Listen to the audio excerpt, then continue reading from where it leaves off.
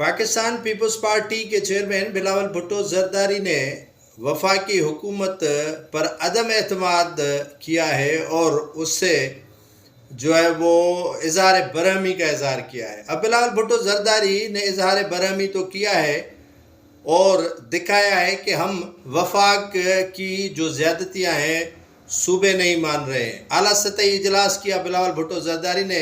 सिंध के chief minister शरीक हुए, गवर्नर पंजाब सलीम हैदर शरीक हुए, फैसल करीम कुंडी KPK के गवर्नर और जो बलूचिस्तान के वज़ीर आला हैं सरफराज बुगटी साहब वो शरीक हुए।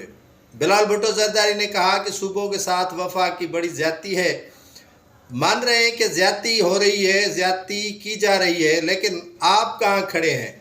आप सिर्फ ये जो गीदड़ बबकियाँ हैं वो दे रहे हैं या कुछ अमली काम भी करेंगे? पीर पागारों ने आपको जो है वो आईना दिखाया है। पीर पागारों ने आपके वालिद को सरेआम कहा है कि ये जो 6 केनाल निकाले जा रहे हैं उसमें रजामंदी शामिल है आसिफ अली जरदारी की, और ऑन बोर्ड जो लिया गया था आसिफ अली जरदारी को इदारों की जानिब से।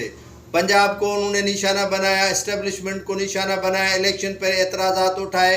उसके साथ साथ बलूचिस्तान को जो हुकूक नहीं मिल रहे हैं, जो महरूम हैं, उन पर पीर पागारों ने रोशनी डाली। तो अगर पीपल्स पार्टी वाक़तन पंजाब या जो वफाक है, पंजाब नहीं वफाक से अगर नाला है, वफाक से नाराज़ है, तो निकलती क्यों नहीं है? अदम एतमाद की तहरीक मौजूदा वज़ीर आज़म शहबाज शरीफ के ख़िलाफ़ क्यों नहीं ला रहे? जो बैसाखियों पर खड़ी वफाकी हुकूमत है, बैसाखियों पर खड़ी पंजाब की हुकूमत है, उनको आप क्यों नहीं कहते कि हम आपके ख़िलाफ़ कमर कस रहे हैं? क्योंकि जो आपको और उनको लाने वाले हैं वो फ़िलहाल शहबाज शरीफ से हाथ नहीं खींच रहे, मरियम नवाज से हाथ नहीं खींच रहे हैं। उनको काफ़ी जो है वो मामलात अब ठीक करने हैं। उसके बाद बारी आएगी नून लीग की, जिसके बाद बारी आएगी पीपल्स पार्टी की, उसके बाद दीगर जमातों की तो बारी आनी ही आनी है। और वो किस तरह जो है वो इस मंज़र से गायब होते हैं ये आने वाले दिनों में ही पता चल जाएगा।